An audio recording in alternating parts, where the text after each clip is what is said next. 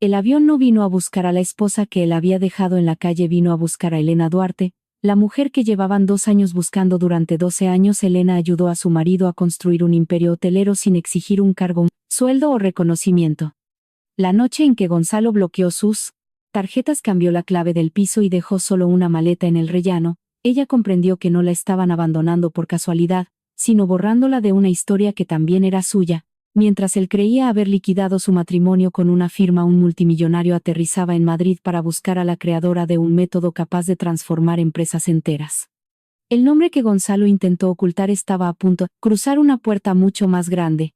La cerradura digital emitió un pitido corto y rojo. Por tercera vez Elena se quedó frente a la puerta del piso en el barrio de Salamanca con la mano suspendida sobre el teclado como si el código pudiera reconocer 12 años de matrimonio. Había tecleado la fecha de la boda, el cumpleaños de Gonzalo y la secuencia que usaban desde que se mudaron a aquel edificio de mármol. Claro, nada. El vigilante de seguridad del rellano evitaba mirarla a la cara. La clave se cambió esta tarde, señora Elena, dijo apretando el walkie-talkie de su cinturón. ¿Por orden de quién? Del señor Gonzalo. Elena se volvió hacia la puerta. Ábrala. No tengo autorización, yo vivo aquí. Las instrucciones fueron claras, la puerta se abrió desde dentro antes de que él pudiera llamar a nadie. Gonzalo apareció sin corbata, con las mangas remangadas, y la expresión de quien acaba de terminar una reunión desagradable. Detrás de él, la fotografía de los dos en la Costa Brava había desaparecido del mueble de la entrada. Has llegado antes de lo previsto, dijo Elena, miró el espacio vacío donde antes estaba el marco. ¿Qué has hecho, Gonzalo? Él le tendió un sobre de color crudo. He evitado un espectáculo mayor. Ella no lo cogió. Desbloquea la puerta. La puerta ya no es el problema. Mi tarjeta ha sido rechazada en el supermercado. He cancelado las tarjetas adicionales, mi acceso al banco ha desaparecido. Tú nunca fuiste titular de las cuentas de la empresa, yo no te he preguntado eso. Gonzalo levantó el sobre. El convenio regulador del divorcio está aquí. Elena abrió la carpeta y encontró los 2 nombres impresos, un bolígrafo sujeto a la tapa y una flecha amarilla indicando dónde firmar. Todo estaba preparado, hasta su reacción parecía calculada. Has hecho esto mientras yo estaba en el hospital con mi madre. Gonzalo apartó la mirada un instante. No conviertas todo en un drama. Has bloqueado mi dinero, has cambiado la clave de nuestra casa y has mandado a un empleado a tratarme como a una intrusa. ¿Qué palabra prefieres? Él se pasó la mano por la mandíbula. Eficiencia.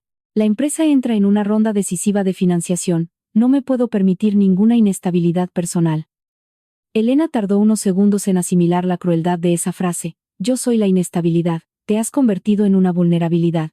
Después de 12 años, justamente por culpa de ellos. Gonzalo abrió un poco más la puerta, pero siguió bloqueando el paso. Tienes 10 minutos, llévate lo que quepa en una maleta, el resto te lo enviaré después.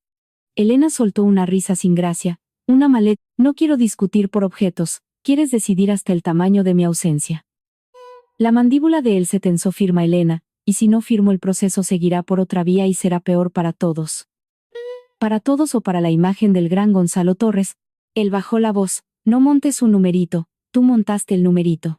Cuando borraste mi código, el piso parecía demasiado intacto. Las luces cálidas seguían encendidas, la vinoteca mantenía su mismo zumbido discreto. Y Madrid brillaba al otro lado de los ventanales en líneas rojas sobre el paseo de la Castellana. La casa no parecía haber perdido a una inquilina, parecía preparada para demostrar que nunca la había necesitado.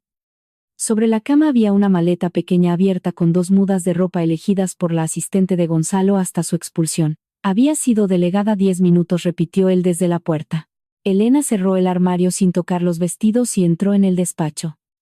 En la última estantería había 12 cuadernos oscuros numerados por año, guardaban cálculos, diagramas, planes de rescate para hoteles, crisis resueltas, y decisiones que Gonzalo había presentado al consejo como intuiciones propias. Ella los metió en la maleta. Gonzalo dio un paso al frente. ¿Qué es eso? Papeles viejos. Déjalos, has dicho que podía llevarme objetos personales.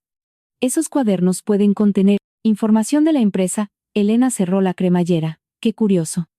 Hace 5 minutos yo no tenía ninguna función en absoluto. El rostro de él perdió su serenidad.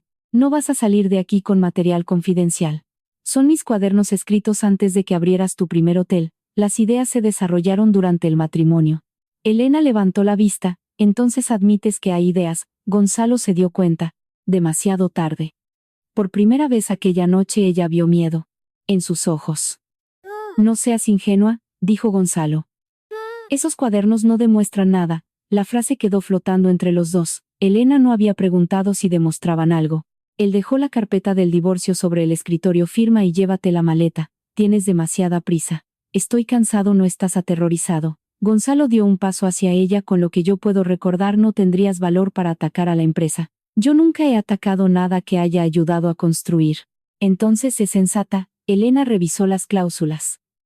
El texto trataba su matrimonio como una simple unión doméstica, sin ningún patrimonio intelectual compartido. No había ni una línea sobre los planes trazados de madrugada, los informes corregidos o los discursos que ella había reescrito para él. Cuando llegó a la firma tachó el apellido Torres y escribió Elena Duarte.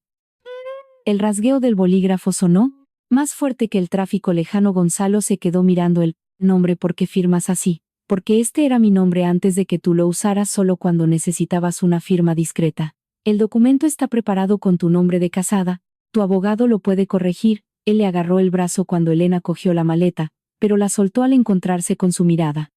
¿A dónde vas? ¿Qué más da? Tengo que enviarte tus cosas, mándaselas a mi abogado cuando consiga uno. No tienes dinero en efectivo.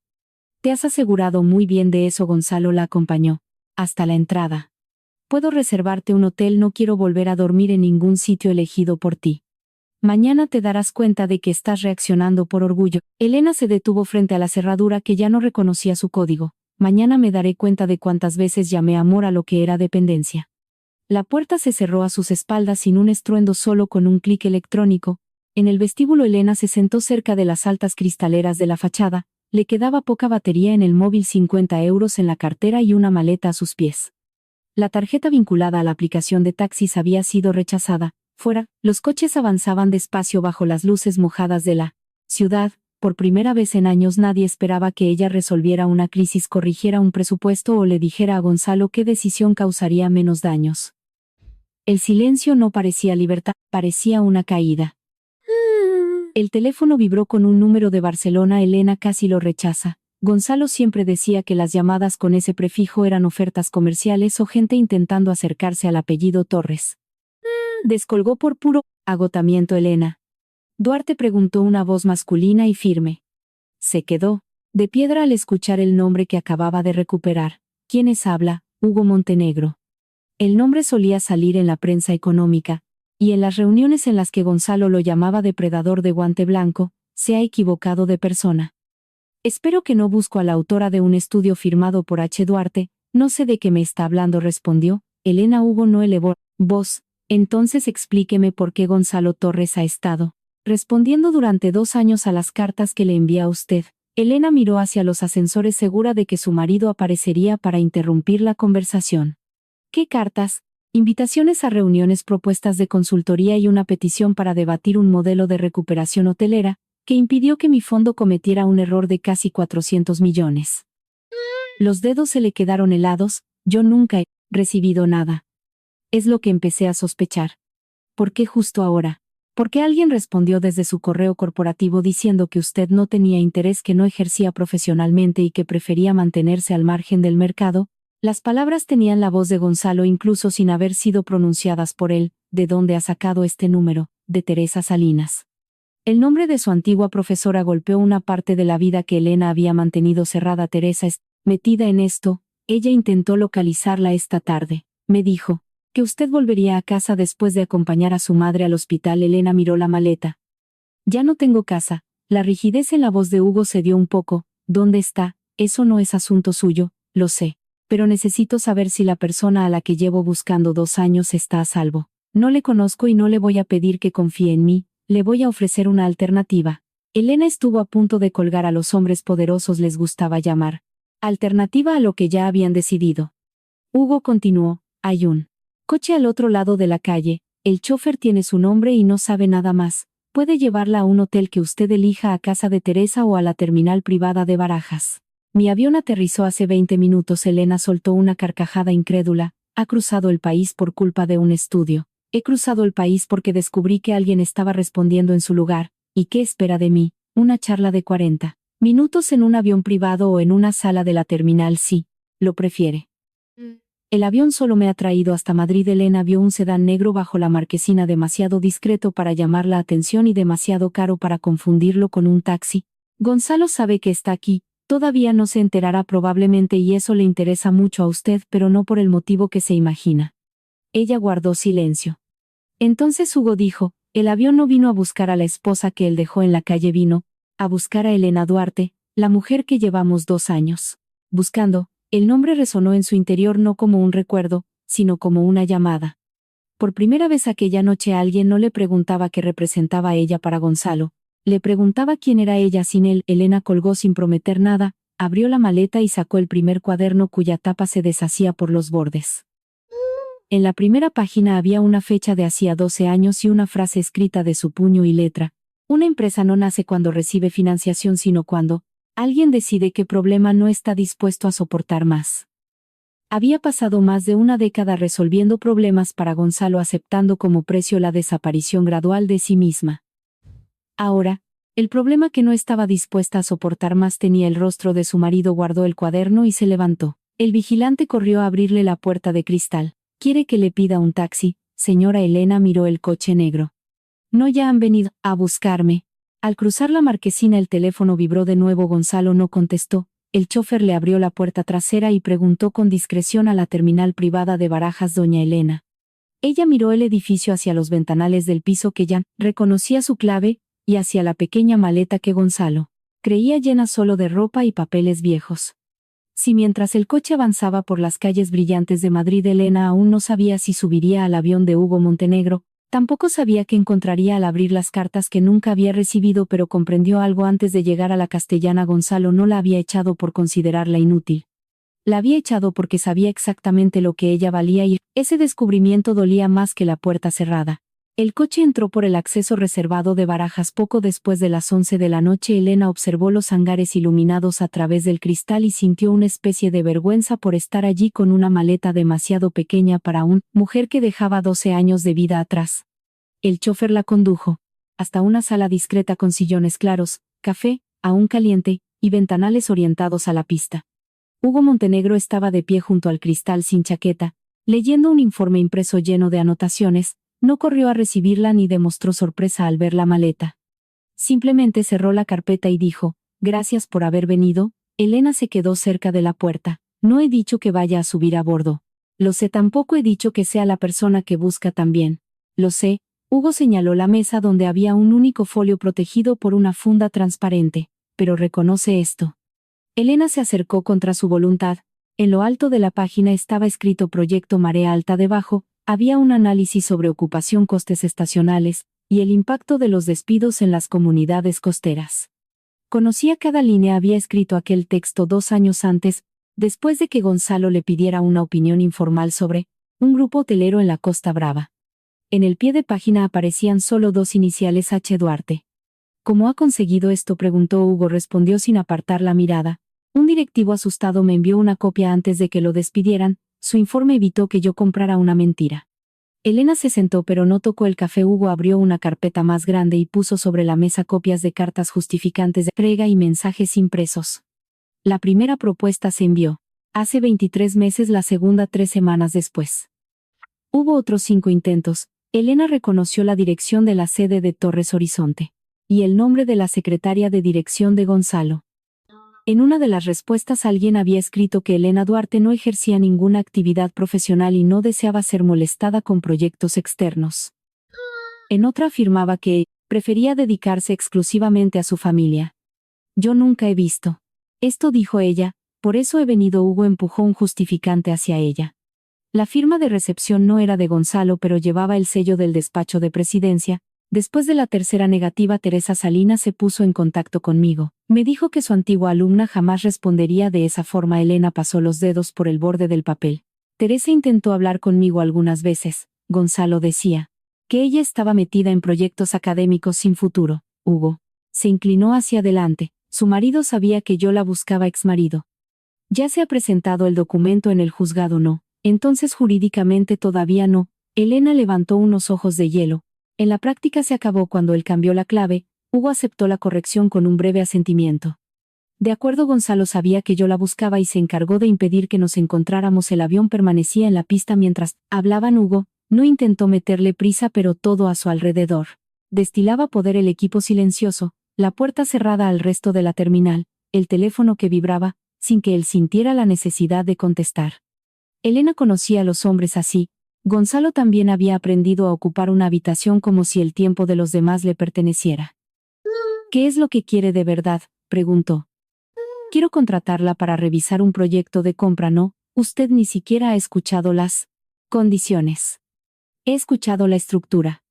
Un hombre poderoso encuentra a una mujer vulnerable y le ofrece protección a cambio de utilidad. La expresión de Hugo se endureció, no por enfado sino por haber sido alcanzado en un punto exacto.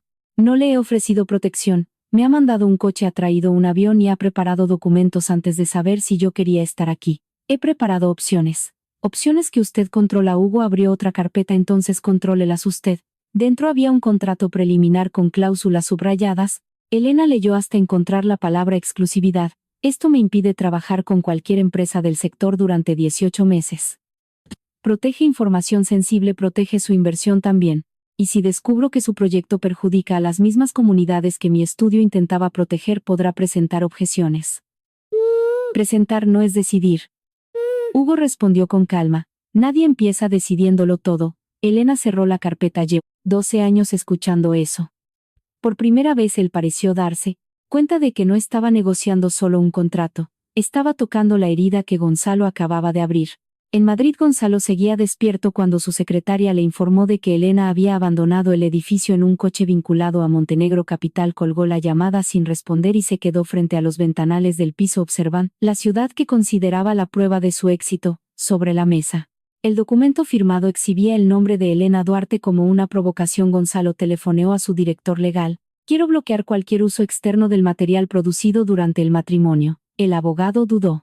Necesitamos identificar el contenido: cuadernos, apuntes, modelos. ¿Tenía ella contrato con la empresa? No. Entonces será difícil alegar apropiación de secretos comerciales sin reconocer su participación. Gonzalo apretó el vaso con fuerza. Encuentra otra manera. Luego llamó al departamento de comunicación corporativa. Antes del amanecer se distribuiría un comunicado a periodistas afines. El matrimonio atravesaba una separación delicada y la exmujer del director general había abandonado el domicilio llevándose documentos de la empresa sin autorización. No habría ninguna acusación directa, solo insinuaciones cuidadosamente plantadas. Gonzalo sabía que una reputación podía destruirse sin una sola mentira explícita. Bastaba con colocar cada verdad en el lugar equivocado. Cuando la encargada de comunicación preguntó si debía mencionar a Hugo Montenegro, él respondió: es demasiado pronto todavía. No. Ella notó el miedo en su voz pero fingió no hacerlo. Gonzalo abrió el armario del despacho y encontró el espacio vacío donde habían estado los 12 cuadernos. Por primera vez comprendió que permitir que Elena se llevara aquella maleta tal vez había sido el error más caro de su vida. Elena aceptó embarcar solo porque Hugo accedió a llevarla a Barcelona sin exigirle ninguna firma. Durante el corto vuelo él le mostró el proyecto que quería que analizara: la adquisición de una cadena de hoteles con encanto en la Costa Brava. Los números parecían prometedores, pero Elena identificó en pocos minutos una contradicción entre la tasa de ocupación y los gastos de mantenimiento. Están ocultando costes laborales, dijo Hugo. No le preguntó cómo lo sabía. Solo le pidió que se lo explicara. Elena señaló los meses en los que la ocupación bajaba, pero la plantilla se mantenía inexplicablemente estable. O los registros están incompletos o alguien planea hacer despidos después de la compra para echarle la culpa de los recortes al nuevo propietario. Hugo apoyó los brazos en la mesa. Es exactamente lo que sospechaba. Entonces no me necesitaba. Sospechar no es demostrar. Ella revisó otra hoja de cálculo y encontró un detalle sobre proveedores locales. Si recorta estos equipos también destruye la red de servicios de los pueblos. El beneficio inmediato sube, pero la operación perderá su identidad en 2 años. Hugo la observaba con una atención incómoda. No había una admiración vacía sino un reconocimiento técnico. Elena se dio cuenta de que lo había echado de menos durante mucho tiempo a alguien que escuchara hasta el final antes de convertir la idea de ella en una decisión propia. Aún así mantuvo las distancias. No confunda esta charla con un sí, no lo hago, y no utilice mi análisis sin mi permiso. Hugo cerró el archivo. No lo haré. Aquella respuesta sencilla la desarmó más que una promesa elaborada. Al aterrizar en Barcelona, Elena recibió 17 notificaciones. El nombre de Gonzalo aparecía en 5 llamadas perdidas, seguido de mensajes del Banco del Seguro Médico y de personas que llevaban meses sin hablar con ella. Una periodista le preguntaba si confirmaba haberse llevado documentos confidenciales de la residencia del director general. Otro contacto quería saber si la separación estaba relacionada con una disputa por el control de Torres Horizonte. Elena le enseñó la pantalla a Hugo. Él ha sido rápido. Hugo leyó solo lo indispensable. Si contestas ahora entras en el juego que él ha elegido. Si te quedas callada él dicta la versión. El silencio también puede ser una estrategia. A los hombres les encanta recomendar el silencio a las mujeres, cuando ellos ya tienen los micrófonos encendidos. Hugo le devolvió el teléfono. Entonces habla, pero no bajo presión. Elena abrió el mensaje de Gonzalo. No entiendes lo que estás haciendo. Vuelve antes de que esto sea irreversible. Ella escribió que ya era irreversible cuando él cambió la clave, pero lo borró antes de enviar. A continuación recibió un audio de Teresa. La profesora decía haber guardado copias de correos antiguos, porque desconfiaba de las constantes negativas. Había también un detalle inquietante. Algunas respuestas habían sido enviadas desde un correo corporativo asociado al nombre de Elena. Yo ni siquiera recordaba que esa cuenta existía, murmuró. Hugo le preguntó quién tenía acceso. Elena pensó en las veces que Gonzalo había insistido en que todos sus contactos académicos se redirigieran al servidor de la empresa. Hugo le ofreció un apartamento corporativo en el Paseo de Gracia, pero Elena lo rechazó antes de que terminara la frase. No he salido de una casa controlada por un hombre para dormir en otra controlada por otro. Es un piso de la empresa, sigue siendo suyo. Él suspiró hondo. Teresa ha dejado unas llaves en la recepción de la universidad. También hay hoteles que no son míos. Yo elegiré uno de ellos. Hugo le tendió una tarjeta sin límite de gastos. Elena no la cogió. No es para los gastos del proyecto. Aún no he aceptado el proyecto. Entonces considérelo un adelanto por el análisis que acaba de hacer. Usted no sabe cuánto cobró. Dígalo. Elena sintió ganas de reír. Había algo casi brutal en la objetividad de aquel hombre, pero también una diferencia abismal respecto a Gonzalo. Hugo no fingía que el trabajo de ella era amor, un favor o una obligación matrimonial. Le enviaré una propuesta después de leerlo todo, de acuerdo, sin exclusividad negociable. Sin derecho de uso hasta mi autorización por escrito, aceptado, y ninguna comunicación en mi nombre. Hugo tardó un segundo en contestar. Aceptado. Con cada condición Elena sentía que recuperaba una parte del espacio que había perdido. No confiaba en él. Sin embargo, podía negociar con un hombre que admitía estar en medio de una negociación. Eso era más honesto que un matrimonio en el que cada sacrificio suyo había sido etiquetado como una labor de equipo. A la mañana siguiente el titular apareció en 3 portales de economía. La esposa del director general abandona el domicilio con documentos en plena separación. La noticia no la acusaba directamente, pero describía los cuadernos como archivos estratégicos y citaba fuentes cercanas a la empresa. Elena leyó el artículo en la habitación sencilla de un hotel de 3 estrellas elegido por ella misma. El precio le había asustado, pero lo había pagado con el dinero que aún guardaba en una cuenta antigua de la universidad casi olvidada. Luego llamó a 2 exdirectivos de Torres Horizonte. El primero no contestó, el segundo respondió con una cordialidad nerviosa. Elena, yo no puedo meterme en esto. Solo quiero saber si te acuerdas de los planes de reestructuración de Sevilla. No me pongas en esta situación. Yo estaba en las reuniones, aunque fuera de manera informal. Tú presentabas mis proyecciones. Eran aportaciones del matrimonio o mías. Se hizo el silencio. Lo siento, tengo familia. Y colgó. Elena comprendió que Gonzalo ya había empezado a cerrarle todas las salidas sin cargo, sin contrato y sin firma en los informes. Ella existía únicamente en la memoria de personas que tenían miedo de decir la verdad. Poco después, el acceso al seguro médico de su madre fue suspendido por una actualización de datos. Gonzalo no necesitaba amenazarla de frente. Le bastaba con golpear todo lo que ella aún intentaba proteger. Teresa llegó al hotel cerca del mediodía llevando una carpeta azul apretada contra el pecho. Abrazó a Elena durante mucho rato, como quien pide perdón por no haberlo entendido antes. Yo pensé que habías elegido desaparecer, dijo. Tal vez lo elegí sin darme cuenta. La profesora puso sobre la mesa 7 cartas, 3 correos electrónicos impresos y unas notas con fechas. Hugo contactó conmigo, porque reconoció tu forma de escribir. Le dije que solo conocía a una persona capaz de combinar la eficiencia con el impacto humano de aquella manera. Elena echó un vistazo a las respuestas atribuidas a ella. Todas eran frías, formales y definitivas. Una de ellas había sido enviada el día en que Elena había pasado la madrugada junto a su madre en urgencias. Yo no he escrito esto. Lo sé, Teresa le tocó la mano. Pero alguien quería que todo el mundo se creyera que sí. Elena abrió el último sobre dentro. Había una propuesta de consultoría internacional con unos honorarios suficientes para darle la independencia.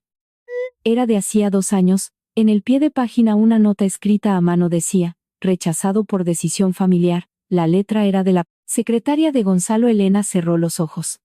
Lo que le dolía no era solo el dinero perdido, era imaginar la versión de sí misma que podría haber existido si no le hubieran cerrado aquellas puertas en silencio. Esa tarde Hugo se reunió con Elena en una sala prestada por la universidad. Ella puso frente a él el contrato marcado con tantas modificaciones que algunas páginas parecían estar heridas. Estas son mis condiciones. Hugo lo leyó sin prisa. Elena había eliminado la exclusividad, exigía que se reconociera su autoría, poder de veto sobre decisiones que afectaran a las comunidades locales y acceso total a los datos. También había añadido una cláusula prohibiendo que cualquier representante de Montenegro Capital hablara en su nombre. Es inusual, dijo él, es necesario. Quiere tener poder para frenar una compra. Quiero tener el poder de frenar el uso de trabajo si se distorsiona. Eso reduce mi control. Exacto, Hugo. Cerró el contrato. Acepto revisarlo. Revisar no es aceptar. Aprendo rápido. El teléfono de Elena vibró con otro mensaje de Gonzalo. Hugo, no intenta salvarte. Quiere destruir la empresa y usará tu nombre para conseguirlo. Por primera vez ella pensó que tal vez Gonzalo no estuviera mintiendo del todo. Hugo era un competidor y la caída de Torres Horizonte podría beneficiarlo. Elena levantó la vista. Si su objetivo es usar mis pruebas para hundir a Gonzalo, esta conversación se acaba aquí. Hugo le sostuvo la mirada. Mi objetivo es descubrir la verdad antes de invertir. ¿No es eso lo que le he preguntado? Él hizo una pausa.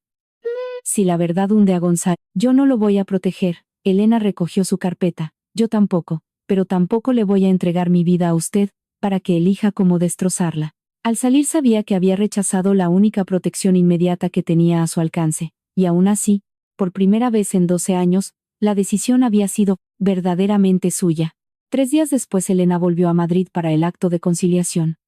El despacho estaba en una torre de cristal cerca del Paseo de la Castellana, donde las recepcionistas sonreían con la misma delicadeza con la que impedían el paso a cualquiera que no tuviera cita. Gonzalo ya estaba en la sala cuando ella llegó. Llevaba el traje azul marino que solía ponerse para las reuniones decisivas, y mantenía frente a él una carpeta cerrada, como si aún pudiera controlar el rumbo de la conversación, decidiendo qué papeles saldrían a la luz. Su abogado saludó a Elena con una falsa cordialidad y puso sobre la mesa un borrador de acuerdo. Había dinero suficiente para garantizarle una vida cómoda, un piso más pequeño a su nombre, y el mantenimiento del seguro médico de su madre. A cambio, Elena debía entregar los cuadernos, renunciar a cualquier reclamación vinculada a Torres Horizonte, y firmar una cláusula de confidencialidad permanente. Es una solución generosa, dijo Gonzalo. Elena repasó las páginas sin mostrar sorpresa. ¿Generosa para quién? Para alguien que nunca tuvo un cargo oficial, pero sí el suficiente trabajo en sombra como para merecer este silencio permanente. Gonzalo apoyó las manos sobre la mesa. Estás convirtiendo recuerdos domésticos en propiedad intelectual. Entonces, ¿por qué ofreces tanto dinero para recuperar papeles viejos? El abogado intervino, pero Gonzalo respondió antes, porque no voy a permitir que Montenegro te utilice para atacar a la empresa. Elena levantó la vista. Sigues hablando como si yo fuera un objeto que cualquiera puede utilizar. Gonzalo respiró hondo, adoptando tono paciente que usaba cuando quería parecer razonable ante testigos. Elena, estás dolida. Hugo se ha dado cuenta de eso y ha aparecido en el momento perfecto. Tú apareciste 12 años antes y construimos una vida.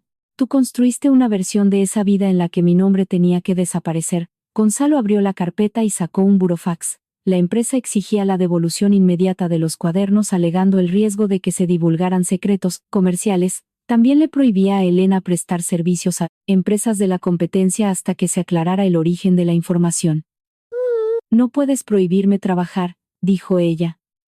No te estamos prohibiendo nada. Estamos protegiendo el material estratégico, un material que según tú yo nunca produje. Por un instante la máscara de Gonzalo se resquebrajó. Siempre has tenido buenas intuiciones, pero no comprendías el negocio en su totalidad. Por eso me llamaste desde Sevilla a las 2 de la madrugada, preguntándome cómo salvar el proyecto Faro. Gonzalo respondió deprisa, El modelo de anclaje no habría funcionado sin mi ejecución. El silencio que siguió fue tan absoluto que hasta el abogado desvió la mirada. Elena jamás había mencionado el término modelo de anclaje en aquella sala.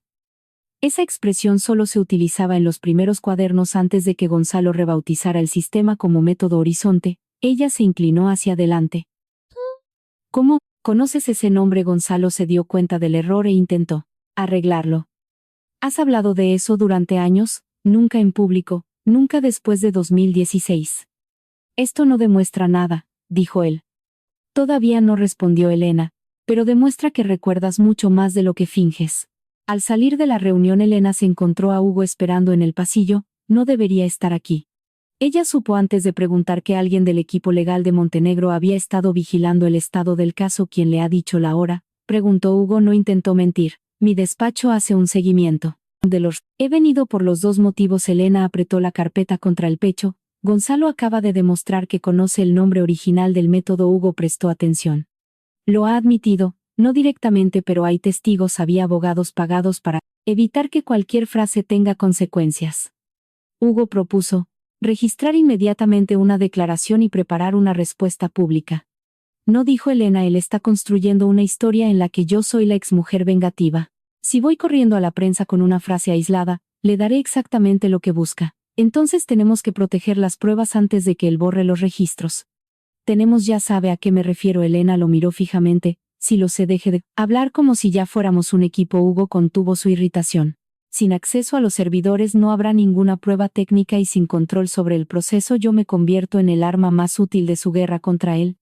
Gonzalo no es mi enemigo personal. Los hombres como usted siempre dicen eso antes de convertir empresas enteras en campos de batalla. A última hora de la tarde, Elena se encontró con Teresa en una cafetería discreta. La profesora había traído una caja de cartón atada con un cordel llena de copias que había guardado por pura intuición, no por previsión. Había correos, justificantes de entrega, invitaciones para dar charlas y propuestas de consultoría. En casi todos Teresa aparecía en copia. Me pareció extraño que lo rechazaras todo, confesó, pero Gonzalo decía que estabas agotada, que tu madre necesitaba cuidados, y que el mercado te haría infeliz. Elena abrió una respuesta enviada exactamente 2 años atrás. El texto le agradecía a Hugo Montenegro su interés, pero afirmaba que Elena había decidido abandonar definitivamente cualquier actividad profesional. La fecha coincidía con la noche en que ella había estado en el hospital esperando noticias después de una operación de su madre. Yo no toqué un ordenador ese día. Teresa sacó otra hoja. Esta fue enviada 4 horas después. Era un mensaje de Gonzalo a la profesora. Elena necesita paz. Le ruego que respete la decisión de nuestra familia. La frase parecía protectora. Ahora sonaba como una orden. Elena sintió que el dolor se desplazaba del pecho al estómago. Él no solo respondió por mí, hizo creer a todos que yo había elegido desaparecer. Teresa le cogió la mano. Debí haber insistido. Yo también debí preguntarme por qué el mundo se había quedado tan en silencio. Tú confiabas en tu marido. Elena le soltó la mano despacio. No, yo necesitaba confiar en él. Es distinto. Esa misma noche Gonzalo se presentó en el hotel sin avisar. Elena supo que él estaba en el vestíbulo cuando la llamaron de recepción preguntando si deseaba recibirlo. Su primer instinto fue decirle que se marchara, pero decidió bajar. Gonzalo estaba sentado cerca de la ventana rodeado por el ruido de los huéspedes y de las maletas completamente fuera de lugar, en aquel espacio común. Se levantó al verla. No tienes por qué vivir así. Yo he elegido este sitio, lo has elegido para castigarme. No todo gira a tu alrededor. Él puso un sobre la mesa. Dentro había una nueva propuesta superior a la anterior y una tarjeta de crédito a nombre de Elena. El seguro de tu madre será reactivado mañana. No uses a mi madre como moneda. Cambio. Estoy intentando arreglar un error administrativo. Tú mandaste que lo cancelaran. Gonzalo desvió la mirada. El equipo entendió que todos los beneficios vinculados a la familia debían ser revisados. El equipo siempre entiende exactamente lo que tú quieres sin que tengas que dar la cara. Él bajó la voz. Entrégame los cuadernos y terminemos con esto. ¿Por qué? Porque tú no sabes lo que Hugo planea, y tú sí lo sabes. Él quiere frenar la ronda y de financiación, hundir el valor de la empresa y comprar los activos por mucho menos. Elena le estudió el rostro. Por primera vez Gonzalo parecía sincero, no por preocupación hacia ella, sino porque realmente le temía a Hugo.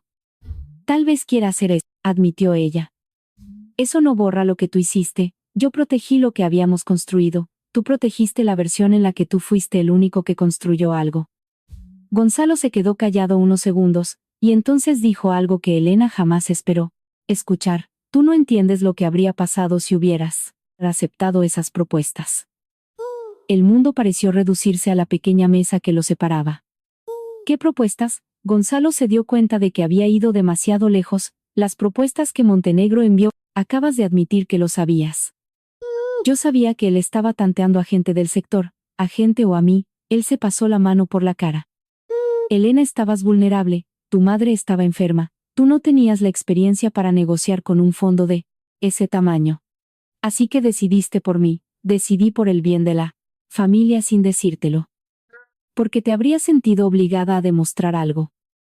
Elena soltó una carcajada, pero los ojos se le llenaron de lágrimas. He pasado 2 años creyendo que nadie veía valor en mi trabajo. Tú viste cómo me sentía. Gonzalo intentó tocarle la mano, pero ella la retiró. Yo te necesitaba a mi lado. No, tú necesitabas que yo estuviera un escalón por debajo. Eso no es verdad. Entonces, ¿por qué respondiste en mi nombre? Porque Hugo no. Buscaba a una consultora, buscaba a la persona que sostenía mis decisiones. La confesión salió en un arrebato. Gonzalo cerró los ojos demasiado tarde. Elena sintió el golpe con una claridad casi física. Él siempre lo había sabido, no la había apartado del mercado por creer que carecía de talento. Lo había hecho porque sabía exactamente todo lo que él perdería si ella descubría su propio valor. Al día siguiente Hugo le pidió a Elena que fuera a la sede temporal de Montenegro Capital en Madrid. Dijo haber encontrado algo en los cuadernos que ella necesitaba ver. La frase la enfadó. Antes incluso de llegar, Elena había permitido una secretaria escaneara solo 3 páginas específicas para compararlas con los informes del proyecto Marea Alta. Al entrar en la sala encontró sobre la mesa copias de extractos de 6 cuadernos diferentes. ¿Cómo ha conseguido esto?, preguntó. Hugo no respondió de inmediato. Mi equipo legal solicitó un análisis preventivo sin mi permiso. Los cuadernos se quedaron en la sala de seguridad durante la noche y eso les dio derecho a copiarlos. Teníamos que impedir que Gonzalo consiguiera una orden judicial y lo confiscara todo. Usted no ha detenido a Gonzalo. Ha invadido lo único que todavía era mío. Hugo se levantó. He encontrado una coincidencia entre sus apuntes y el historial de versiones de los informes presentados a los inversores. No importa, es la prueba que necesita, conseguida de la misma manera que Gonzalo lo conseguía todo, decidiendo que el resultado justificaba pasar por encima de mí. La comparación afectó a Hugo. Yo no soy Gonzalo, en este momento no veo suficiente diferencia.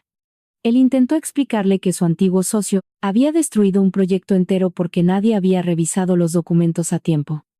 Elena escuchó hasta el final. Su trauma explica su afán de control, pero no lo hace aceptable. Hugo cerró la carpeta. Si no hubiera actuado habríamos perdido la única conexión técnica que teníamos. Y si yo acepto esto ahora pierdo la única cosa que estoy intentando recuperar. Elena recogió los cuadernos y salió del edificio bajo lluvia fina que hacía el tráfico aún más lento. No volvió al hotel. Caminó hasta una pequeña plaza rodeada de oficinas y se sentó bajo el toldo de un kiosco cerrado. El teléfono vibraba sin parar. Periodistas, abogados, Gonzalo, el equipo de Hugo. Ella apagó el aparato. Durante años había creído que su mayor debilidad era haberse quedado callada. Ahora se daba cuenta de que había algo todavía más peligroso. Permitir que otras personas utilizaran su voz justo cuando ella empezaba a hablar. Gonzalo quería comprar su silencio. Hugo quería acelerar su verdad. Ninguno de los dos le había preguntado qué forma quería darle ella a su propia historia. Elena abrió el cuarto cuaderno y encontró una serie de fechas correspondientes a versiones antiguas de los informes corporativos. Cada página tenía anotaciones, tachones y números que después aparecían en los documentos oficiales. Ellos solo, los cuadernos, podían ser llamados apuntes personales. Pero, junto a los registros digitales, formaban una línea de autoría muy difícil de negar. Sin embargo, si se lo entregaba todo a Hugo, él podría detener la compra, tumbar la ronda de financiación y provocar una crisis que afectaría a miles de empleados. Elena recordaba los nombres de gerentes, cocineras, recepcionistas y familias enteras ligadas a los hoteles. Ellos no habían robado su trabajo, no merecían pagar por el miedo de Gonzalo. Teresa la llamó desde un teléfono desconocido poco antes del anochecer. Hay una cosa más, dijo. La profesora había encontrado un archivo antiguo enviado por Elena antes de la boda, cuando el método Horizonte aún se llamaba modelo de anclaje. El documento contenía la arquitectura inicial, la fecha de creación y una nota sobre cómo proteger los empleos durante procesos de reestructuración. Esto demuestra que la base existía antes de Torres Horizonte, explicó Teresa. Pero no Demuestra por sí solo cómo Gonzalo utilizó las versiones posteriores. Elena miró los cuadernos abiertos. No hace falta que lo demuestre por sí solo, por primera vez, vio el camino entero.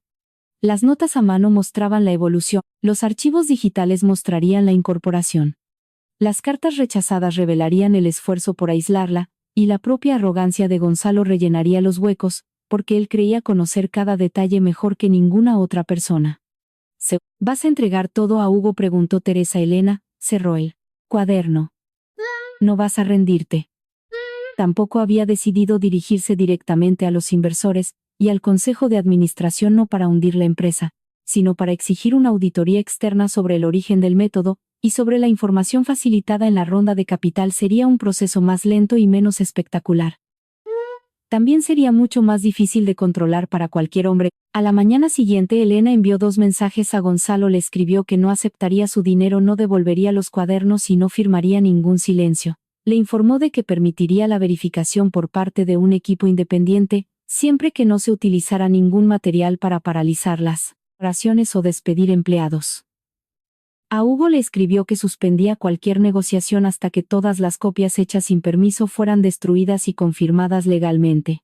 Añadió que, si él intentaba filtrar el contenido, sería tratado como cualquier otra parte interesada.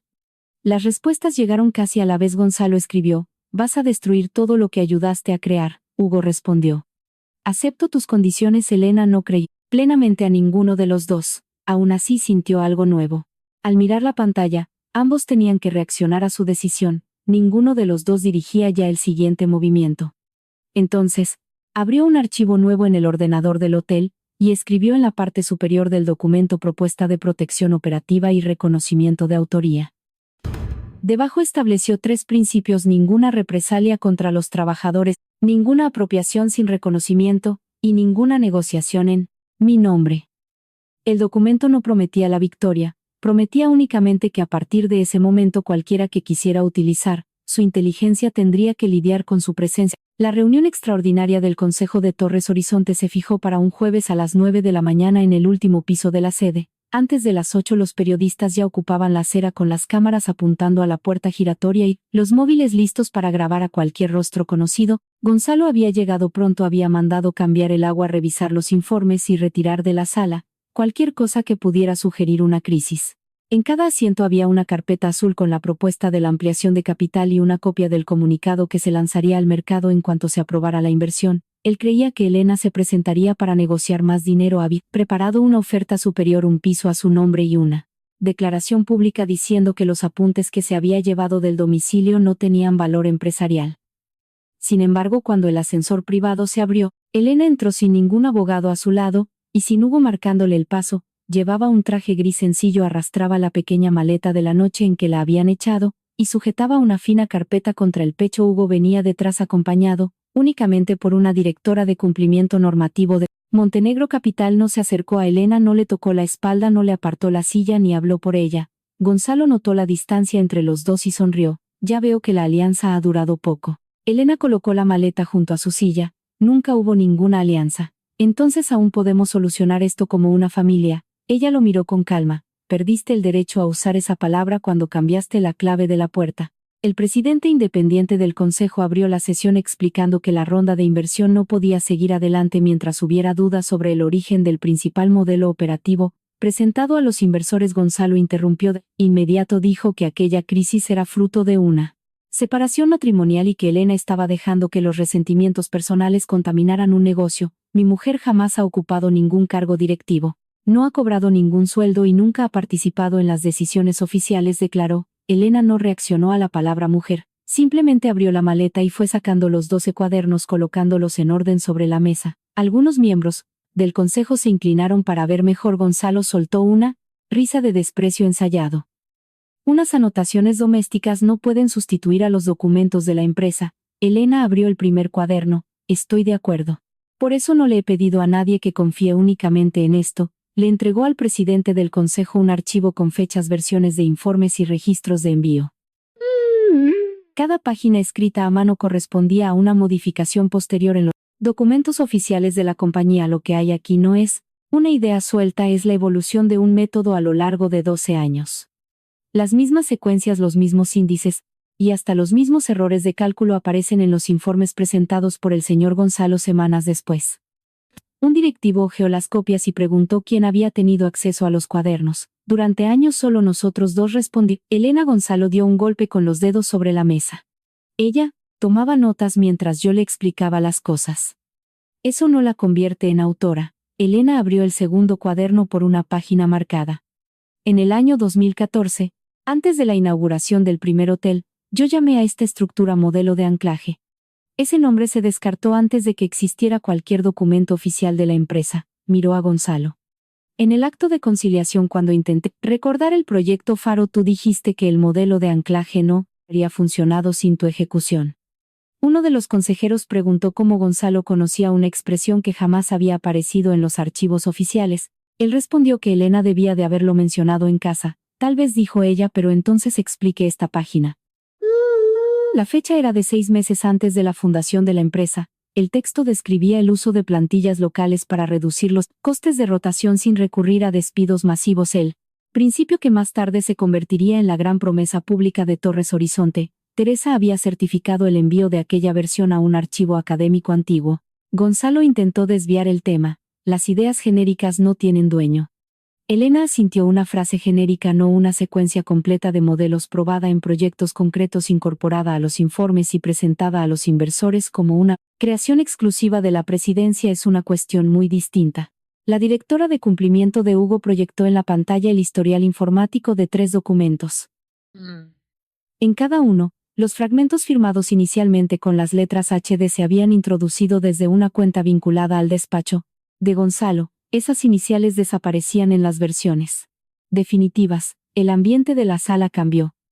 Ya no parecía una disputa matrimonial, parecía una auditoría en toda regla. Gonzalo se giró hacia Hugo. ¿Habéis hackeado nuestros servidores? Hugo respondió sin alterar el tono de voz. No, los registros los facilitó la propia empresa durante el proceso de verificación exigido para la ronda de capital. Tu equipo nos dio acceso porque creían que nadie iba a buscar el origen de borradores. Has manipulado a Elena para conseguir esto. Ella no me ha entregado los cuadernos. Hugo apoyó las manos en la mesa. Después de extralimitarme con mi autorización, destruí todas las copias y me aparté del análisis hasta que ella estableciera las condiciones. Los documentos expuestos hoy provienen de fuentes corporativas autorizadas y de archivos académicos externos. Gonzalo buscó en la cara de Elena alguna señal de que pudiera aprovechar la desconfianza entre ambos. Él mismo admite que pasó por encima de ti, y aún así lo has traído contigo. Elena le contestó, él lo ha admitido, tú sigues llamando a tu control instinto de protección. El presidente pidió silencio y solicitó que se mostraran los documentos relacionados con las propuestas de consultoría. Hugo no dijo nada, le hizo un gesto a Elena. Era la primera vez que Gonzalo veía a aquel hombre ceder el espacio en lugar de ocuparlo. Elena sacó de la carpeta las cartas enviadas a lo largo de 2 años, los justificantes de recepción y las respuestas atribuidas a ella. Yo no vi ninguna de estas ofertas hasta la semana pasada. Alguien contestó en mi nombre diciendo que yo había abandonado mi vida profesional. El jefe legal de la empresa palideció al reconocer el sello del despacho de la presidencia. Una de las consejeras leyó en voz alta la respuesta enviada. Día en que operaron a la madre de Elena. ¿Confirma usted que no escribió esto? Elena mantuvo la voz firme. Yo estaba en el hospital. Hay registros de entrada, mensajes de familiares y testigos. No encendí un ordenador en todo el día. Gonzalo la interrumpió. El equipo de comunicación gestionaba el correo de la familia, por orden de quien, preguntó la consejera. Era un procedimiento normal. Responder ofertas de trabajo en nombre de su mujer era normal. Ella no tenía la estabilidad emocional para lidiar con esas cosas. La sala se quedó en silencio. Elena no tuvo ni que acusarlo, simplemente preguntó, ¿cómo sabías que yo no tenía estabilidad emocional si todo el rato decías que yo no ejercía ninguna actividad profesional? Gonzalo se sintió acorralado, porque yo conocía a Elena mejor que todos vosotros. ¿La conocías o la mantenías aislada? Él perdió la paciencia. Yo sabía lo que Montenegro quería, sabía que él se había dado cuenta de quién sostenía nuestras decisiones. Si Elena hubiera aceptado aquella oferta, se habría llevado con ella todo lo que habíamos construido. La frase entera se le escapó de los labios. Gonzalo dejó de hablar, pero ningún silencio podía recoger ya esas palabras. El presidente del consejo pidió que constaran en acta las palabras exactas. Uno de los inversores repitió muy despacio. ¿Quién sostenía nuestras decisiones? Gonzalo intentó corregirse. Quería decir que ella me apoyaba emocionalmente. Elena abrió el séptimo cuaderno. El apoyo emocional no elabora proyecciones de ocupación, mapas de proveedores ni planes para salvaguardar el empleo. La directora de cumplimiento proyectó entonces una comparación entre el estudio firmado por H. Duarte y los documentos usados para la ronda de inversión.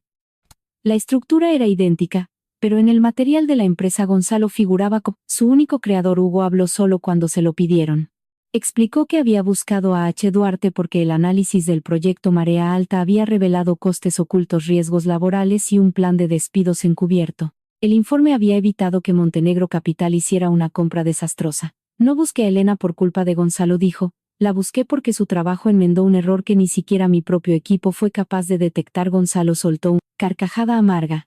Y ahora pretendes fingir que no te beneficias de mi caída.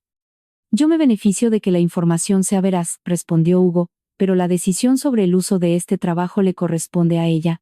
Elena se dio cuenta del esfuerzo que le había costado a Hugo pronunciar aquella frase. Meses atrás habría hablado únicamente de proteger la inversión. Ahora aceptaba que la mujer que tenía a su lado pudiera bloquear su ventaja económica.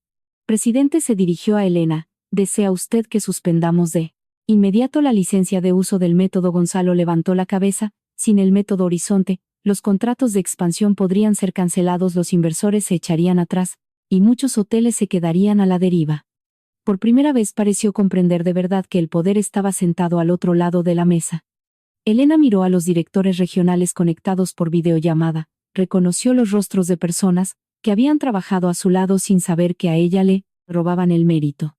Una gerente de Sevilla mantenía la mirada baja, un directivo de Bilbao parecía agotado. Dejarse llevar por la rabia habría sido lo más fácil, bastaría con exigir la paralización absoluta, dejar que Hugo retirara el dinero, y ver cómo Gonzalo perdía el imperio que había levantado a costa de su trabajo. Pero Elena había renunciado a demasiadas cosas como para encontrar placer en renunciar también a su propia ética. No quiero cerrar hoteles, dijo. No quiero que los recepcionistas, las cocineras, los equipos de mantenimiento o los proveedores paguen por lo que ha pasado en esta sala. Gonzalo respiró como si le acabaran de perdonar la vida. Ella continuó, pero tampoco voy a permitir que el método se siga utilizando en las condiciones actuales. Le entregó un documento al consejo. La licencia se mantendría de forma temporal, pero bajo 3 exigencias. El reconocimiento público de su autoría. Una auditoría externa de todo el material empleado en la ronda de financiación, y el cese de Gonzalo de sus funciones ejecutivas mientras durara la investigación. Además, no se podría llevar a cabo ningún despido colectivo bajo el pretexto de una reestructuración mientras el proceso estuviera en marcha. No puedes echarme de mi propia empresa, dijo Gonzalo. Elena cerró la carpeta. No te estoy echando, estoy dejando que la información que tú mismo presentaste a los inversores tenga sus propias consecuencias. El consejo se retiró a deliberar durante 40 minutos. Gonzalo se quedó en la sala caminando de un lado a otro junto a la ventana. Hugo se mantuvo alejado de Elena. Ella notó que él quería decirle algo, pero no se acercó sin permiso. ¿Tú preparaste esto? Antes de hablar conmigo, le preguntó Gonzalo. Lo preparé cuando me di cuenta de que nunca confesarías por voluntad propia. Tú no habrías sido nada sin mí. Elena le sostuvo la mirada. Puede ser, pero tú tampoco serías todo esto sin mí. Y esa es la parte que nunca ha soportado. Gonzalo se acercó a ella. Yo te quería. Tú querías la tranquilidad de saber que yo arreglaría tus errores. Yo quería mantener unida a nuestra familia. Una familia no es una habitación donde solo una persona tiene la llave. Él miró los cuadernos. ¿Se lo vas a dar todo a Hugo? No. La respuesta lo dejó descolocado. Entonces, ¿qué es lo que quieres? Elena hizo una pausa antes de contestar. Quiero recuperar mi nombre. Gonzalo intentó sonreír, pero tenía los ojos húmedos. Es solo un poco de reconocimiento. Nunca es solo reconocimiento cuando alguien ha vivido a costa del trabajo de otro. Puedo arreglarlo. Ya intentaste arreglarlo poniéndole un precio a mi silencio. Él bajó la voz. Dime qué necesitas para volver a donde cambiaste la clave. Gonzalo se dio cuenta de que no estaba hablando del piso. Cuando los consejeros regresaron, el presidente anunció que la ronda de inversión quedaba paralizada hasta que concluyera la auditoría. Gonzalo sería apartado de la gestión estratégica y perdería temporalmente el poder de firmar contratos. aprobar comunicados públicos o hacer movimientos de capital. La junta directiva se mantendría en sus puestos para evitar que los hoteles y los empleados sufrieran las consecuencias. La empresa reconocería a Elena Duarte como creadora de la estructura metodológica empleada desde su fundación a la espera de la validación completa de los registros. Gonzalo abrió la boca para protestar, pero su propio abogado le tocó el brazo con disimulo. Cualquier salida de tono quedaría reflejada en el acta. Fuera, los periodistas recibieron la noticia en cuestión de minutos. Los teléfonos de la mesa empezaron a vibrar. Gonzalo miró a Elena con una mezcla de rabia e incredulidad. «¿Has conseguido lo que querías?» Ella fue guardando los cuadernos en la maleta. «No he conseguido el derecho a elegir qué hago con lo que es mío». El presidente le preguntó si estaría dispuesta a asumir de forma interina la dirección estratégica. Algunos consejeros parecían aliviados, como si el hueco de Gonzalo pudiera rellenarse sin necesidad de cambiar el sistema. Elena lo rechazó. «No he pasado 12 años intentando salir de la sombra de un despacho para acabar corriendo a sentarme en él. Mi autoría no depende de ocupar su silla». La respuesta los sorprendió a todos, especialmente a Gonzalo. Él esperaba que ella quisiera su puesto porque nunca había llegado a entender que el lugar de Elena no tenía por qué ser el mismo que el suyo. En el ascensor, Hugo guardó silencio hasta que se cerraron las puertas. «He destruido todas las copias no autorizadas», dijo. «Te enviaron la confirmación legal esta mañana». Elena asintió. «La he recibido. También he quitado la cláusula exclusividad». «¿Por qué?» «Porque tenías razón. Estaba intentando asegurarme de que nadie repitiera conmigo lo que hizo mi antiguo socio, y para ello había empezado a tomar decisiones por ti». Elena observó cómo iban bajando los números en la pantalla. «Reconocer las cosas no las borra. Lo sé, y no significa que confíe en ti, lo sé». Las puertas se abrieron en la planta baja, dejando a la vista un vestíbulo repleto de cámaras y voces cruzadas. Hugo podría haberse adelantado y haber usado su presencia para protegerla. En lugar de eso, le preguntó: «¿Quieres salir sola?» Elena miró a la multitud. «Quiero que estés a mi lado, no delante de mí». Él hizo exactamente eso. Cuando los reporteros le preguntaron si pretendía hundir la empresa de su exmarido, Elena se detuvo frente a los micrófonos. «No he venido aquí a destruir ninguna empresa. He venido a impedir que el trabajo de alguien se borre solo porque esa persona cometió el error de confiar en quien no debía». Le preguntaron si Montenegro Capital estaba financiando su ataque. «No, mi voz no le pertenece a él». Hugo no pareció ofenderse, simplemente se mantuvo a su lado. Esa noche Elena regresó a su habitación de hotel y puso la maleta sobre la cama. El móvil estaba lleno de mensajes de antiguos compañeros periodistas, empleados y mujeres desconocidas que le decían haber reconocido su propia historia en la de ella. Teresa le había mandado una sola frase: «Ahora él». Silencio ha cambiado de bando. Elena abrió la ventana. Madrid latía a sus pies, indiferente a las caídas y a los nuevos comienzos de los que habitaban en sus torres. Durante 12 años, había creído que ser imprescindible en secreto era una forma de amar. Ahora entendía que el amor que exige invisibilidad se parece demasiado a una desaparición. Sobre la mesa, la tarjeta de Hugo seguía al lado del contrato de colaboración ya revisado. No la cogió. Todavía no. Primero necesitaba construir algo que tuviera una dirección, una clave y una firma que fueran verdaderamente suyas. Mientras tanto, en el piso del barrio de Salamanca, Gonzalo entró en el despacho y vio el vacío en la estantería. Por primera vez desde la creación de Torres Horizonte no había nadie allí para arreglar el plan que él no sabía cómo terminar, y ninguna tarjeta, contrato o puerta cerrada con llave podría traer a Elena de vuelta. Gonzalo estuvo apartado de Torres Horizonte mientras la auditoría revisaba los papeles de la expansión. Durante las primeras semanas todavía creía que podría darle la vuelta a todo. Llamaba a viejos miembros del consejo, daba explicaciones en privado, y repetía que Elena siempre había sido su mujer. Como si el matrimonio le otorgara derechos sobre cualquier idea concebida en casa. Ninguno de esos intentos sirvió de nada. Los inversores no le exigían saber si la había querido, querían saber por qué se había ocultado la autoría de un modelo clave y por qué las propuestas de trabajo dirigidas a Elena habían sido respondidas por el despacho de presidencia. El comunicado oficial tuvo que leerlo el propio Gonzalo, frente a las cámaras en la misma sala, donde solía anunciar sus grandes compras. Torres Horizonte reconoce que Elena Duarte participó en la creación y el desarrollo de la metodología empleada desde la fundación de esta compañía. Él dudó antes de pronunciar el nombre completo. Al otro lado del televisor, Elena escuchó solo hasta esa frase. No sintió que hubiera triunfado. Sintió el peso de algo que debió haber sido sencillo desde el principio. Gonzalo perdió su puesto de director general. Definitivamente vendió varios inmuebles. para cubrir los gastos del proceso, y se quedó únicamente como accionista, sin ningún poder de decisión. No se quedó en la ruina, pero para él el castigo fue mucho más profundo. Seguía siendo dueño de una parte de su imperio, pero ya no podía fingir que lo había construido él solo. El divorcio concluyó 2 meses más tarde. Gonzalo acudió a la firma definitiva sin ningún abogado a su lado, llevando una camisa normal en lugar de los trajes que solía usar como armadura. Elena llevaba solo una carpeta y la pluma que había comprado con su primer sueldo. Tras la separación él la observó mientras ella firmaba. Elena Duarte, esta vez sin tener que tachar ningún apellido. «Todavía podemos hablar», dijo él antes de que retiraran los papeles. «Estamos hablando, no de papeles, sino de nosotros». Elena tapó la pluma. «Nosotros» se acabó antes que los papeles. Gonzalo respiró despacio. «Lo he reconocido todo públicamente, lo has reconocido porque ya no te quedaba más remedio. También he despedido a las personas que participaron en las cartas que enviamos en tu nombre, tú diste la orden». Él bajó la vista. Por primera vez no intentó echarle la culpa a nadie. «Tenía miedo de que descubrieras que no me necesitabas». Elena notó la sinceridad en aquella frase, pero ya no dejó que eso cambiara su rumbo. «Y para evitar que me fuera destruiste el lugar al que yo habría podido volver». Gonzalo le preguntó si todavía quedaba algo que pudiera hacer. «Si deja de llamar amor a lo que es simple control, no hagas por mí, hazlo por cualquiera que todavía decida confiar en ti». Él asintió sin atreverse a pedir perdón de nuevo. Cuando Elena salió no miró atrás. Algunas despedidas no requerían odio, solo requerían una puerta que al fin se quedara abierta para quien decidía marcharse.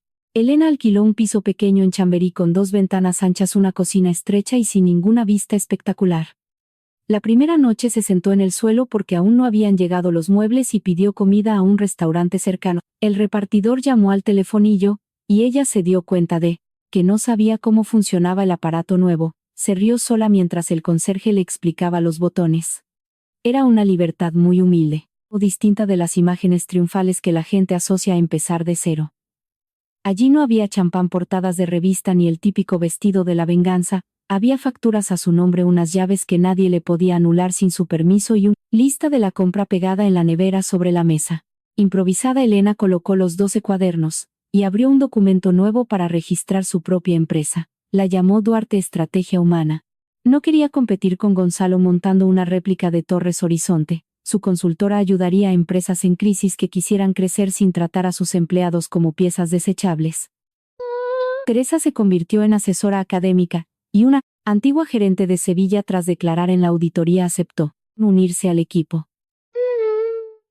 Durante los primeros meses Elena rechazó contratos millonarios en los que solo querían usar su nombre para lavar la imagen de la empresa.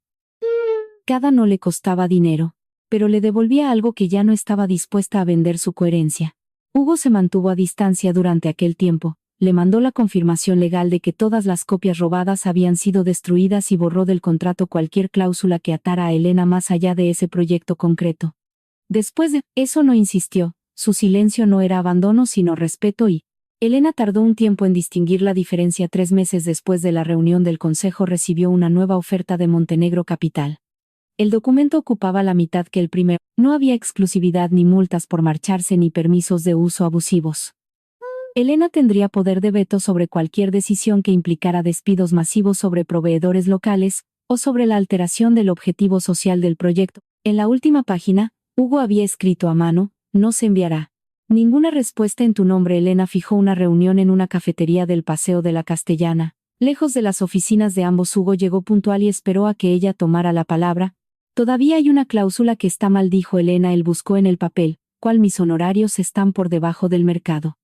«Están por encima. Parece una compensación por lo que pasó». Hugo no lo negó. «A lo mejor lo es. No quiero tu culpa, quiero precio justo». Ella le pasó otro presupuesto con una cifra menor, pero que incluía un porcentaje de los beneficios. Hugo lo leyó y sonrió por primera vez sin parecer un hombre que estuviera haciendo negocios. «Tú siempre lo haces todo más difícil». Elena le contestó: «Solo para los que están acostumbrados a decidirlo todos solos».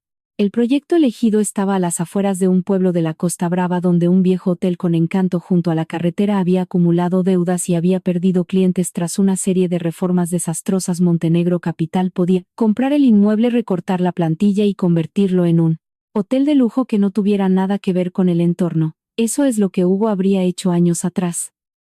Pero ahora aceptó el plan de Elena: mantener a los empleados, formar a jóvenes de la zona, cerrar acuerdos transparentes con pescadores artesanos y pequeños agricultores y reformar únicamente lo indispensable. Discutieron durante semanas, Hugo cuestionaba los gastos, Elena cuestionaba los plazos y ninguna charla terminaba con sumisión silenciosa. Una noche tras una larga reunión encontró sola en la terraza del hotel mirando las pequeñas luces que se reflejaban en el mar. «Sabes que este modelo tardará más en dar dinero», le dijo. «Lo sé. Y sé que los inversores van a presionar mucho. Entonces, ¿por qué estás tan tranquila?» Elena respondió: «Porque, esta vez he sido yo la que ha elegido el riesgo». Hugo se quedó a su lado sin tocarla. «Aún no sé cómo se hace esto, el que estar aquí cerca sin intentar controlar lo que pase». Elena lo miró. «Estás mejorando». Esa noche no hubo ningún beso, solo una cercanía nueva construida no a base de urgencia sino gracias a su ausencia. La relación entre ambos fue creciendo en los descansos del trabajo. Hugo aprendió que Elena odiaba el café frío, aunque casi siempre se olvidaba la taza durante las reuniones. Ella descubrió que él se despertaba antes del amanecer porque aún arrastraba el miedo a recibir otra llamada avisándole de un fraude cometido a sus espaldas.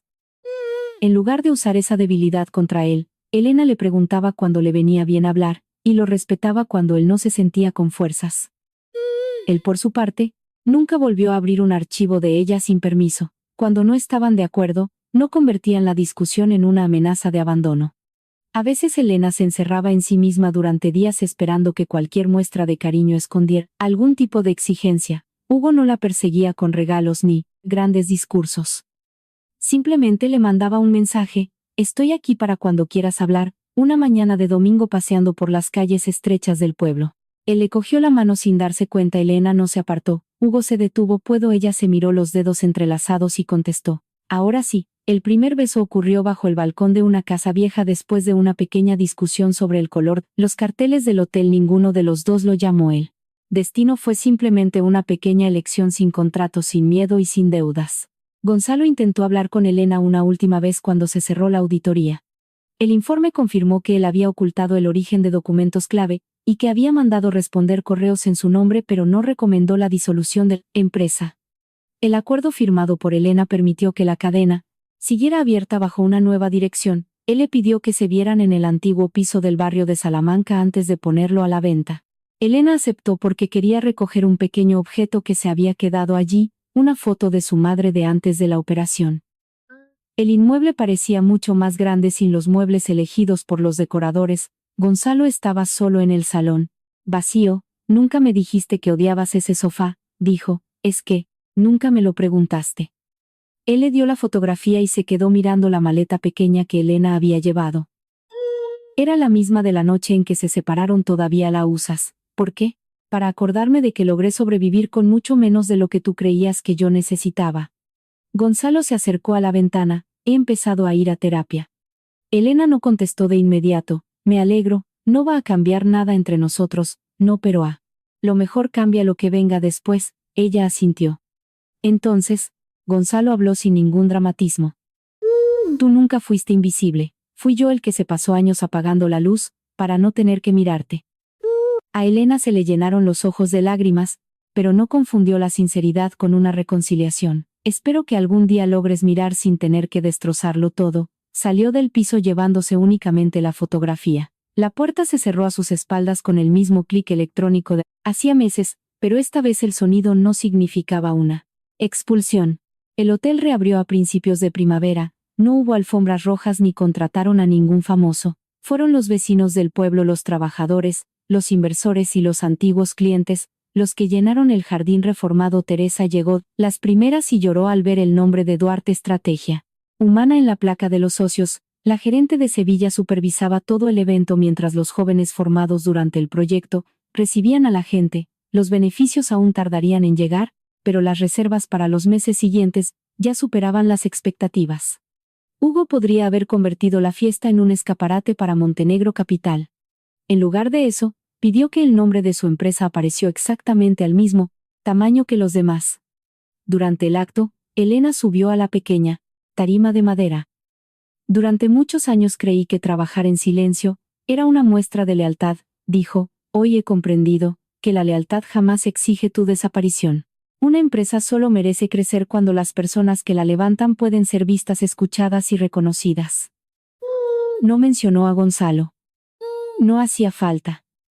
El público aplaudió y Elena buscó a Hugo entre la gente. No estaba en primera fila.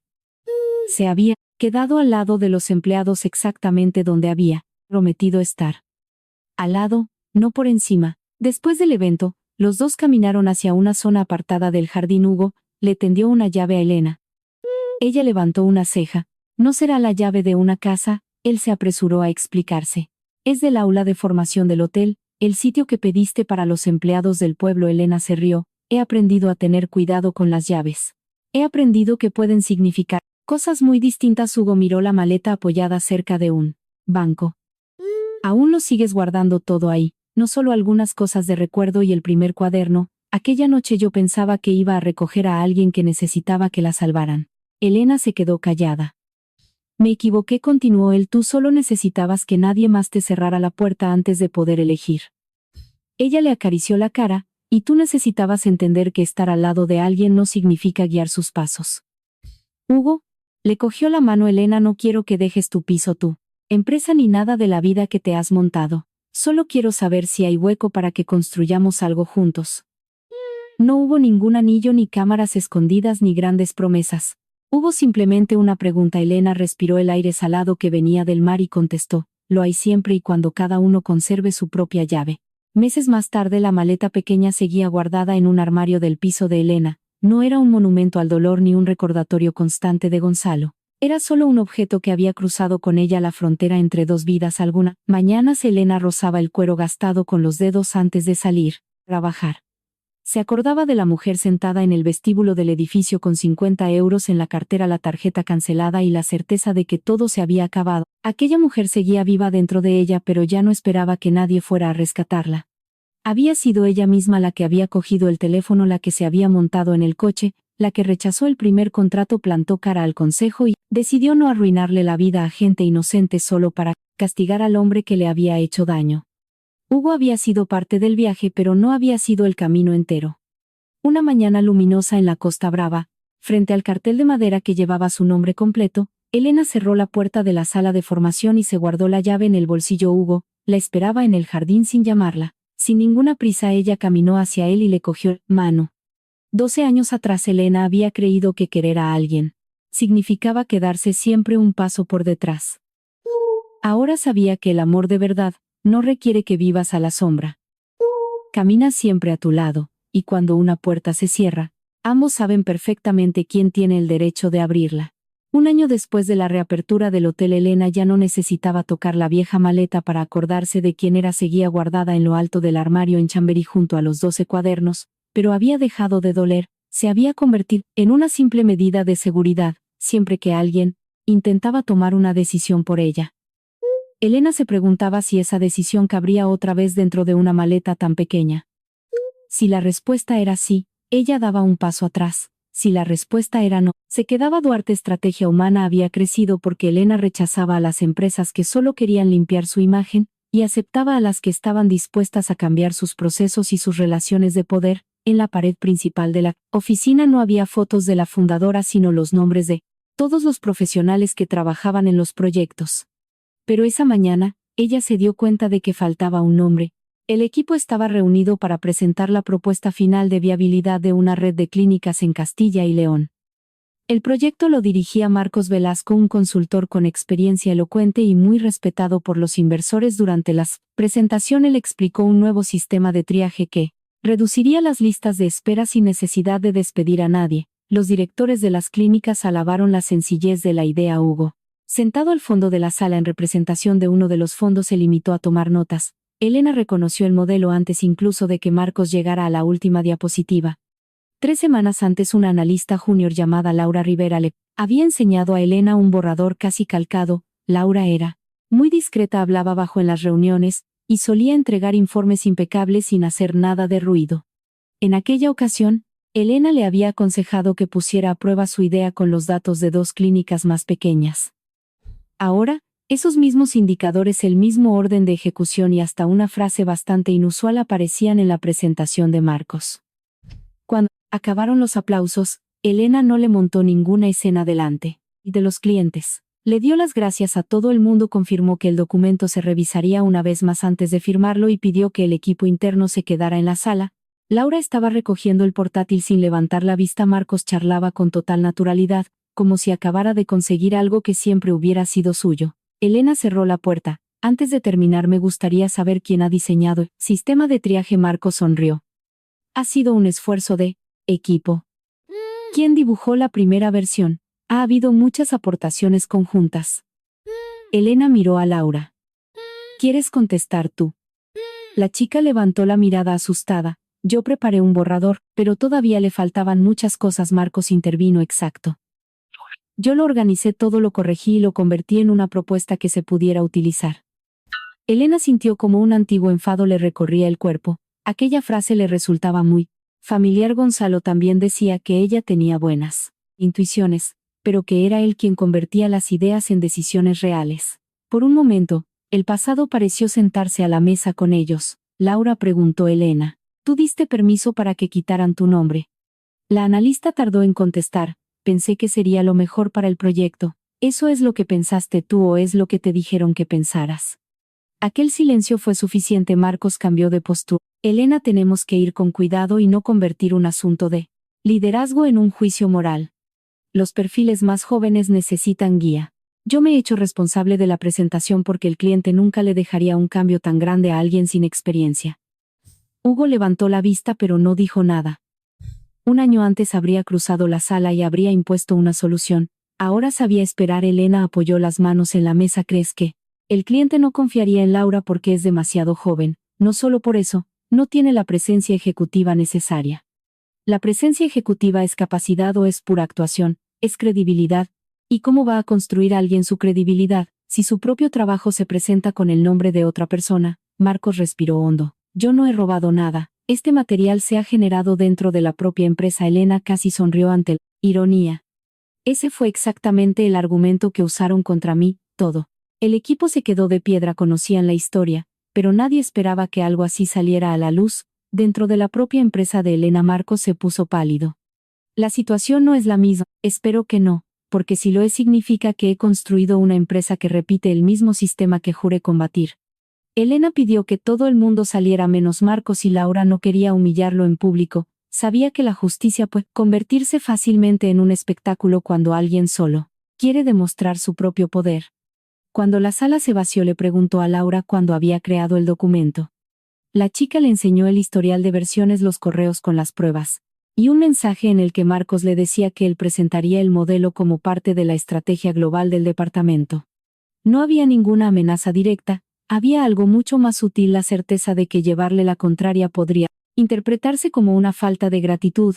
Marcos dijo que se había pasado unos años siendo ninguneado por directivos de buena familia, y que le aterraba volver a la inestabilidad económica de su juventud. Elena lo escuchó sin interrumpir. Su miedo era real, pero su elección también. Entiendo por qué te da miedo desaparecer, le dijo, pero eso no te da derecho a borrar a nadie. Él agachó la cabeza. La decisión habría sido muy fácil. Elena podría haberlo despedido, sacar un comunicado y demostrar que en su empresa no se toleraba el robo de autoría. Habría sido muy aplaudido, pero también habría sido injusto. Marcos había ayudado a pulir el proyecto, había supervisado las pruebas y había asumido el riesgo delante del cliente. Laura había creado la estructura principal. La verdad, no necesitaba convertir a uno en un genio intocable y al otro en el villano del cuento. Solo necesitaba ponerle el nombre correcto a lo que había hecho cada uno. Elena dictaminó que la propuesta se presentaría de nuevo. Laura figuraría como autora del modelo y Marcos como responsable de su implantación y del trato con el cliente. A él se le apartaría de su puesto como líder de equipo durante 3 meses, y se sometería a una revisión formal de conducta. Si volvía a hacerlo, sería despedido fulminantemente. Además, la consultora crearía un registro obligatorio de autoría y participación desde el minuto 1 de cada proyecto. Laura parecía muy aliviada, pero también tenía miedo. ¿Y si el cliente piensa que yo no estoy preparada?, preguntó. Elena contestó. Entonces le ayudaremos a entender por qué se equivoca, y si realmente todavía no estás lista para exponerlo tú sola, eso lo decidiremos contigo, no en tu lugar. Tras la reunión, Hugo fue a buscarla a la terraza de la oficina. Madrid se extendía gris e inmenso a sus pies. ¿Querías despedirlo?, le preguntó él. Quería. ¿Por qué no lo has hecho? Porque estar enfadada no es lo mismo que ser justa. Hugo se apoyó en la barandilla. Tú también tenías miedo. ¿De qué? De descubrir que después de todo esto podías acabar siendo igual que Gonzalo. Elena no respondió enseguida. Hugo había aprendido a hacer preguntas sin usarlas como trampas. A lo mejor sí reconoció. Es fácil condenar el sistema cuando eres tú quien recibe los golpes. Lo difícil es darse cuenta de cuando has empezado a beneficiarte de él. Hugo le cogió la mano. ¿Te has dado cuenta? Y hoy eso es lo único que importa. A la semana siguiente Laura presentó el nuevo documento ante los directores de las clínicas. Le tembló la voz durante los primeros minutos. Marcos se quedó a su lado sin pisarla. Cuando uno de los directivos le hizo una pregunta muy técnica, el Marcos contestó: la autora de este modelo se lo podrá explicar mucho mejor. Aquella frase no borraba lo que había hecho, pero demostraba que empezaba a entender lo que pesaba devolverle a alguien su nombre. El proyecto fue aprobado al salir. Laura se acercó a Elena en el pasillo. Llegué a pensar en dimitir. Confesó: pensé que esto me iba a pasar siempre estuviera donde estuviera. Elena notó el dolor escondido en esas palabras. Puede pasar en cualquier sitio, por eso no basta con confiar en que la gente sea buena, tenemos que crear estructuras que pongan las cosas muy difíciles a los que quieran abusar de su poder. Tú confiabas en Gonzalo. Confiaba tanto que me olvidé de comprobar dónde acababa la confianza y dónde empezaba mi propia desaparición.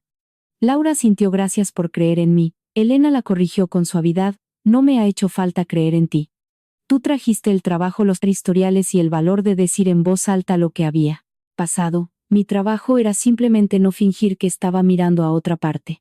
Meses más tarde, Duarte Estrategia Humana publicó su primer informe anual incluyendo los nombres de todos los empleados que habían participado en cada proyecto. Elena explicó que una empresa nunca debería depender de la bondad de un solo líder porque las buenas intenciones envejecen muy mal si no se convierten en reglas claras. Gonzalo le mandó un mensaje tras la publicación: por fin he entendido que reconocer los méritos de alguien cuando no te queda más remedio no es lo mismo que haberlo visto desde el principio. Elena le respondió: entenderlo es solo el principio. Lo demás se tiene que notar en tus decisiones. Aquel fin de semana Hugo y ella viajaron a la Costa Brava. El hotel cumplía 2 años desde la reapertura y por fin daba beneficios sin haber tenido que echar a nadie. Por la noche pasearon por el jardín iluminado. Hugo le llevó una taza café aún caliente, un pequeño detalle que le sacó una sonrisa. Se sentaron cerca del cartel con los nombres del equipo original. El nombre de Laura aparecía ahora en otro proyecto del grupo hotelero, encargada de mejorar la atención al cliente de una unidad regional. Hugo miró a Elena: todavía piensas en la maleta, a veces tienes ganas de tirarla. No, pero tampoco siento la necesidad de abrirla. Él sonrió: eso parece un buen síntoma. Lo es. Hugo se sacó una cajita pequeña del bolsillo. Elena se quedó petrificada, y él levantó la mano enseguida. Antes de que te pienses que he montado un número, no hay fotógrafos ni violinistas ni ningún contrato encubierto. Se supone que eso me tiene que dejar tranquila. Espero que sí. Dentro había una simple llave. Elena se echó a reír. A ti te encanta poner a prueba mis viejos traumas. Es la llave de una casita que hay aquí cerca. No la he comprado, la he alquilado por 1 año. ¿Por qué? Porque he pensado que a lo mejor podíamos pasar algunos fines de semana juntos sin que tengas que dejar tu piso, sin que yo convierta esto en un negocio inmobiliario, y sin que nadie tenga que pedir permiso para irse. Elena hizo girar la llave entre sus dedos. ¿Y si te digo que no? Devuelvo la casa y me sigo tomando este café caliente contigo. Ella se quedó mirando a aquel hombre que un día había intentado atarla a un contrato de 18 meses y que ahora le ofrecía una puerta acompañada de la libertad total para no cruzarla. Quiero ver la casa, dijo. Eso es un sí. Es un sí para ir a ver la casa. Hugo se levantó: eres una negociadora implacable.